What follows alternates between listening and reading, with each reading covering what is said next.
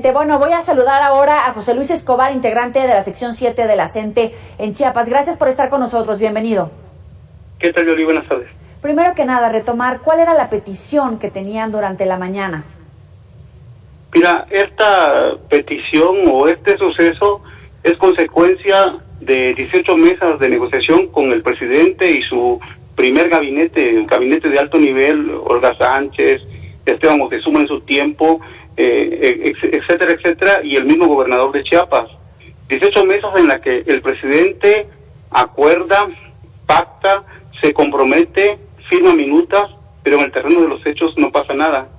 Y no solamente eso, no solamente no cumple lo que firma y acuerda y se compromete, sino que en el contexto de la pandemia, el gobierno de Chiapas, que es un personaje, por donde lo veas, autoritario, represor, sin sensibilidad política, arremete contra nuestras dos cajas de ahorro, a sabiendas que el confinamiento nos obliga a no manifestarnos.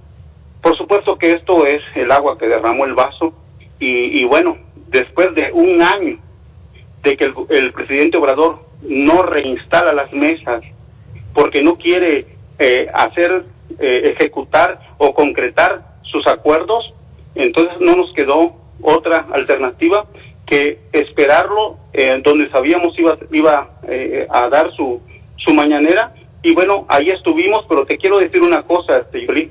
El presidente, con un equipo de logística y de inteligencia, sabía que la séptima zona militar no solamente tenía un acceso, sino 3, pero nosotros entendemos que él, queriendo provocar a la gente para que alguien se saliera de lo acordado y agrediera la camioneta o le lanzara una piedra y tuviera pretextos para seguir denostando a la coordinadora, cosa que no lo logró, nunca estuvo en riesgo su integridad física, pero eso fue lo que sucedió.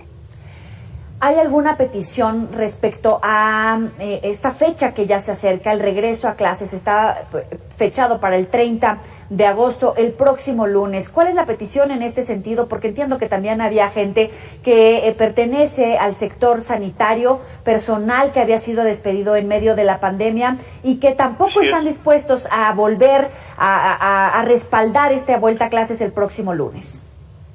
Sí, así es. En la manifestación de hoy no solamente estuvo el magistrado, estuvo el sector salud, estuvieron familiares de presos políticos y estuvieron normalistas.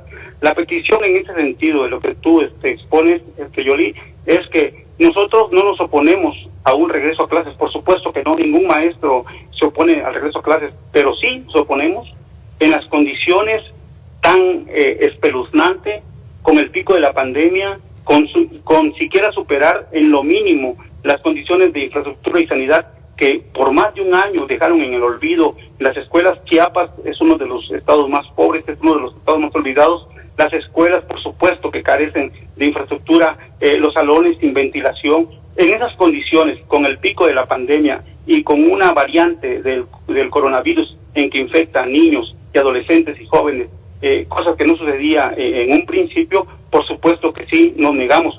Súmale a eso que los maestros estamos inmunizados, entre comillas, con la vacuna de CanSino, que ha estado en entredicho su efectividad, ¿no? Algunos dicen que requerimos de otra vacuna, algunos dicen que nada más tiene un lapso de 6 meses su efecto. Aún a eso, pues no, nosotros decimos, regresamos a clases siempre y cuando superen las condiciones que hemos manifestado desde que empezó la pandemia, no es de ahorita. Ellos al cuarto para la hora quieren que todo vuelva a la normalidad, entre comillas, como que si no supieran que las clases potencia la movilidad, que el niño, supongamos que sin conceder que la escuela sea un lugar seguro, tiene que salir y abordar un transporte público donde va atiborrado como sardina y por supuesto expuesto a los contagios. Entonces es de alguna manera inconsciente, irresponsable volver al aula desde su punto de vista, tanto por el sector de los profesores como el riesgo de contagio para los niños, los familiares.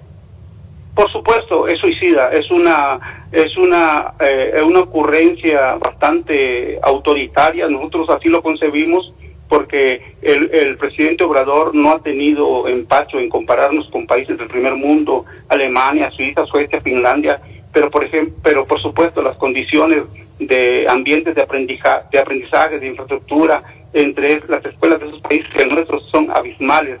Y luego sabemos, ¿no?, que en países como Israel, Estados Unidos y Canadá ya están implementando la vacuna a los niños, porque es una realidad que hay contagios de niños, que hay muerte de niños, y por supuesto en ese sentido nosotros decimos, seremos muy respetuosos de la decisión de los padres de familia. Hoy reculan con la carta compromiso, dicen que Obrador nunca se enteró, pero fue frente a él que Delfina Gómez la presentó, y bueno, todo ese discurso perverso de querer engañar o de querer darnos a toles con el dedo es lo que más nos causa temor.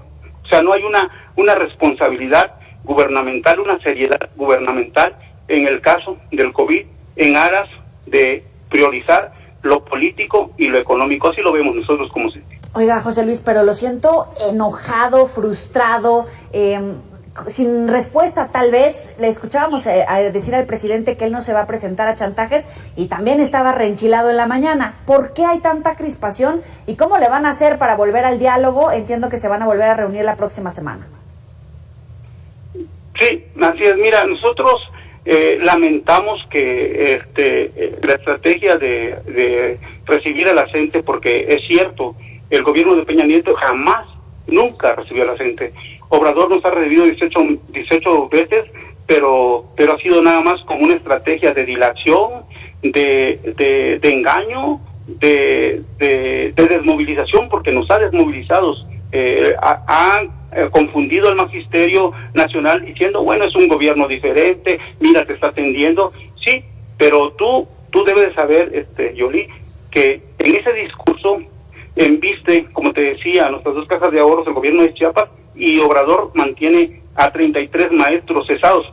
Pocos saben eso, 33 maestros dirigentes de Chiapas cesados desde que tomó el poder. En ningún otro estado hay maestros cesados más que en Chiapas. Ante ese clima, aún así, nosotros siempre hemos mostrado disposición al diálogo. Hemos estado 18 mesas, te repito, y la exigencia ahorita es la reinstalación de la mesa 19, pero ya no una mesa más, ya no para en el discurso solucionar, acordar, comprometerse y en los hechos no suceda nada. ¿Pero qué le dijo para que le contestaran que no se iba a prestar el chantaje? ¿Perdón? ¿Qué le dijeron al presidente para que él contestara que no se iba a prestar al chantaje, a la intimidación, a que lo tuvieran ahí detenido por 2 horas? Eso, que exigíamos la reinstalación de una mesa con carácter resolutivo, y él dijo que no se iba a prestar al chantaje, que no era así la forma de solicitarlo, pero debes saber que hemos ido en Marcha Caravana México, hemos ido en Marcha Pacífica México, y ni siquiera se han abocado a recibir el oficio donde nosotros peticionamos la anuencia, pues, que seamos recibidos con el presidente de la República. Ni siquiera eso, que es un derecho constitucional, ni siquiera eso. Ahora que ya exacerbado los ánimos, que ya el magisterio de Chiapas ha dicho basta, aún en el contexto de la pandemia, so pena de contagiarnos, so pena de morirnos, tuvimos que salir a manifestarnos. Sale con que no se prestará al chantaje. Ojalá la mesa que ya han propuesto sea una mesa con carácter resolutivo y no sea una más, no sea la mesa 19 y luego la 20 y la 21. No, eso ya no estamos dispuestos a tolerarlo. José Luis Escobar, gracias por estos minutos para el auditorio de Mega Noticias. Seguimos en contacto con usted. Un abrazo, cuídate mucho. Hasta luego.